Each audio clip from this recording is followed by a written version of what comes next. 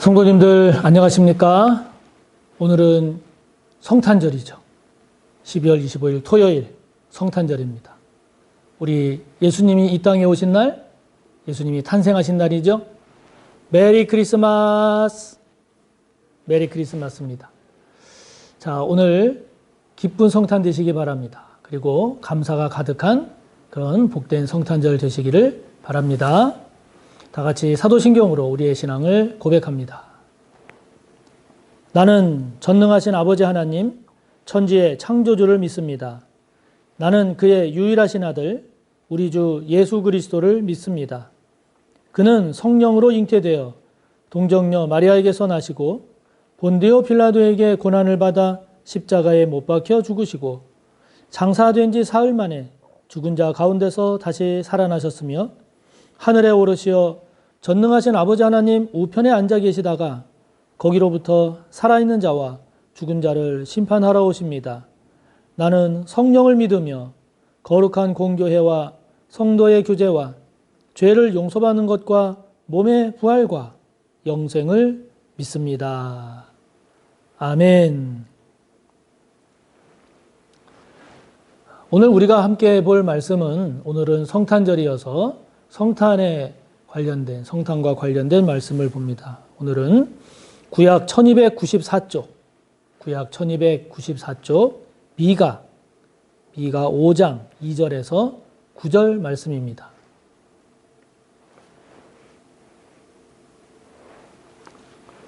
구약 성경 1294쪽 미가 5장 2절에서 9절까지의 말씀입니다. 함께 보겠습니다. 베들레헴 에브라다야, 너는 유다 족속 중에 작을지라도 이스라엘을 다스릴 자가 내게서 내게로 나올 것이라. 그의 근본은 상고의 영원에 있느니라. 그러므로 여인이 해산하기까지 그들을 붙여두시겠고 그 후에는 그의 형제 가운데 남은 자가 이스라엘 자손에게로 돌아오리니 그가 여호와의 능력과 그의 하나님 여호와의 이름의 위엄을 의지하고 서서 목축하니 그들이 거주할 것이라. 이제 그가 창대하여 땅끝까지 미치리라. 이 사람은 평강이 될 것이라. 아수르 사람이 우리 땅에 들어와서 우리 궁두를 밟을 때에는 우리가 7 목자와 8 군왕을 일으켜 그를 치리니 그들이 칼로 아수르 땅을 황폐하게 하며 니므롯 땅 어귀를 황폐하게 하리라. 아수르 사람이 우리 땅에 들어와서 우리 지경을 밟을 때에는 그가 우리를 그에게서 건져내리라.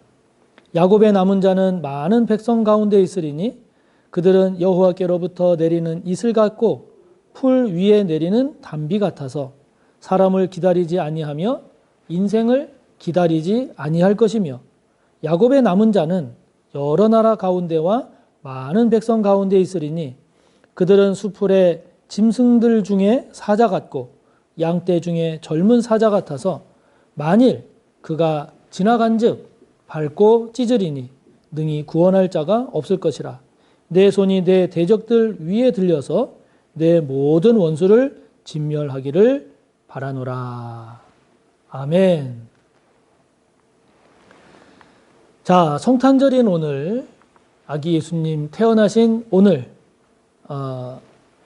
이 성탄의 이 새벽에 오늘 주시는 말씀을 통해서 우리가 어떤 은혜를 나누는 것이 좋을까요? 오늘 우리가 함께 본 이 본문은 구약에서 예수님의 탄생을 예언한 가장 대표적인 말씀 가운데 하나입니다. 그래서 마태복음 2장을 보면 동방박사가 예루살렘에 왔을 때 이 동방박사들이 메시아에게 경배하러 왔다라고 하는 이야기를 듣고 헤롯 왕이 놀라서 도대체 이게 어떻게 된 일이냐 그럴 때 대제사장과 서기관들이 헤롯 왕에게 제시했던 말씀 또한 오늘 본문에 나오는 특히 2절의 말씀, 그 말씀을 제시함으로써 오늘 우리가 함께 본 이 본문이 구약에서 예수님을 예언한 가장 대표적인 말씀임을 다시 한번 우리가 확인할 수 있게 되죠. 자, 미가 선지자를 통해서 예수님의 탄생, 메시아 탄생을 예언한 이 말씀의 내용을 오늘 우리가 함께 살펴보면서 오늘 성탄절인 오늘 저와 여러분이 더욱 성탄의 깊고 풍성한 은혜를 더 누렸으면 좋겠습니다. 먼저 2절에 보면 이 태어날 메시아는 유다 족속 중에 작은 베들레헴 에브라다, 베들레헴에서 태어나지만 그러나 그분은 이스라엘을 다스릴 자라는 거죠. 베들레헴 에브라다라고 하는 작고 어떻게 보면 보잘것없는 곳에서 태어나지만 그러나 그럼에도 불구하고 그는 이스라엘을 다스릴 자라는 겁니다. 그리고 그의 근본은, 그의 기원은 저 아득한 태초까지 올라간다는 겁니다. 그의 근본은 상고에 있고 영혼에 있다는 것이죠. 뿐만 아니라 그가 창대하여 땅끝까지 미칠 것이라고 말씀하고 있습니다. 그러니까 여러분, 우리가 예수님을 우리가 믿는다고 할 때 예수님은 한 인간에 불과하지만 그러나 그 한 인간으로만 그치는 게 아니라 그분은 우리 모두를 다스리십니다. 우리 인생 전체를 다스리시는 분입니다. 이 나라 전체를 다스리는 분이고 이 세상 전체를 다스리는 분이고 이 우주 전체를 섭리하시는 분입니다. 인간으로서는 작은 분이지만 한 인간에 불과하지만 그러나 그렇게 우리의 눈에 보이고 손에 잡히는 그 정도의 그분이 아니라 따지고 올라가면 그분의 기원, 근원은 저 아득한 태초까지 올라가게 되고 그분의 권능과 그분의 은혜는 우리 한 사람에게만 그치는 것이 아니라 이 세상 온 우주에 미치는 그러한 분이 바로 우리 주님이시라는 사실이죠. 그렇기 때문에 저와 여러분이 이 예수님을 통해서 갖게 된 믿음, 이 믿음도 작고 보잘것없어 보일지 모르지만 그러나 이 믿음, 이 작은 믿음이라 할지라도 이 믿음이 저와 여러분의 삶을 결정합니다. 우리 안에 있는 이 믿음이라고 하는 것이 별것 아닌 것 같지만 우리의 삶을 결정할 뿐만 아니라 우리의 지금으로부터 영원에 이르는 우리의 궁극적인 모든 것을 결정할 만큼 귀한 것이죠. 귀한 것입니다. 베들레헴 에브라다에 오실 예수님을 미가 선지자가 예언했는데 이제 그 예수님이 오늘 나셨죠. 그 예수님이 지금 저와 여러분의 다스릴 자가 되고 계신지요? 지금 그 예수님이 저와 여러분을 다스리고 계십니까? 저와 여러분에게 있어서 진정한 주인은 누구십니까? 지금 저와 여러분을 다스리고 있는 사람, 다스리고 있는 것, 저와 여러분을 지배하고 있는 것, 주님이신가요? 아니면 주님 이외에 다른 누구, 다른 무엇인가요?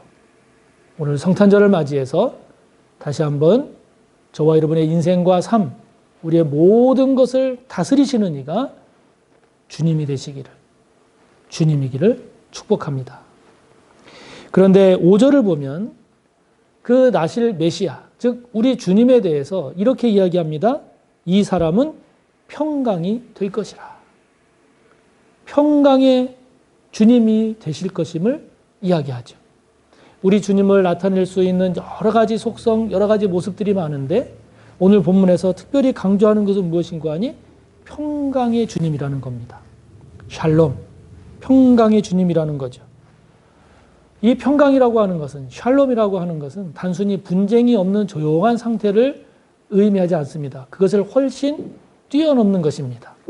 그래서 오늘 5절에 나오는 말씀처럼 물리치고 6절에 나오는 말씀처럼 승리하고 구원해서 그래서 얻어지는 안정된 상태, 만족감, 평안함, 이것이 평강입니다.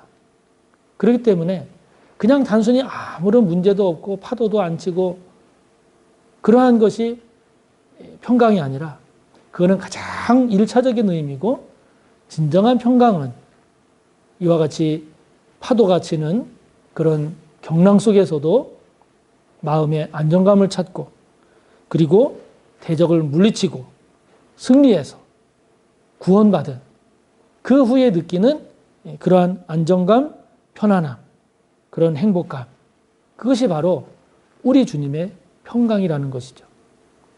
자, 저와 여러분이 지금 살아가면서 지금 저와 여러분에게 어떤 불안감이 있습니까? 저와 여러분 가운데 아직도 염려하고 걱정하는 것이 있습니까? 저와 여러분을 두려움과 무서움으로 몰고 가는 것이 있습니까? 그렇다고 한다면 거기에서 우리는 다시 한번 질문해 봐야 합니다. 과연 이런 상황에서도 주님이 나의 평강이 되고 계시는가? 주님의 평강이 이런 상황에서도 나의 평강이 되고 있는가? 만약에 그렇지 못하다면 다시 한번 주님으로 인한 평강이 이러한 상황에서도 평강이 될 수 있음을 우리가 깨달아야 합니다. 누려야 합니다. 고백할 수 있어야 하죠. 어떻게 예수님이 이러한 상황 가운데서도 평강이 될 수가 있습니까? 어떻게 이러한 불안과 염려와 걱정, 두려울 수밖에 없는 이런 상황에서도 예수님께서 저와 여러분의 평강이 되실 수가 있나요? 그것은 주님께서 갖고 계신 능력을 묵상해 보십시오. 주님께서 행하셨던 그 권능들을 묵상해 보십시오. 그리고 그 주님께서 저와 여러분과 함께 하고 계시는 그 은혜를 묵상해 보십시오. 그리고 그분께서 저와 여러분을 사랑하셔서 어떻게 헌신하고 저와 여러분을 위해서 어떻게 희생하셨는지를 묵상해 보십시오. 그리고 십자가에서 물과 피를 다 흘리기까지 저와 여러분을 위해서 수고하고 헌신하고 희생했던 그분을 묵상하며 그것으로 그치지 않고 무덤을 열고 다시 살아나신 그분의 부활을 묵상해 보십시오.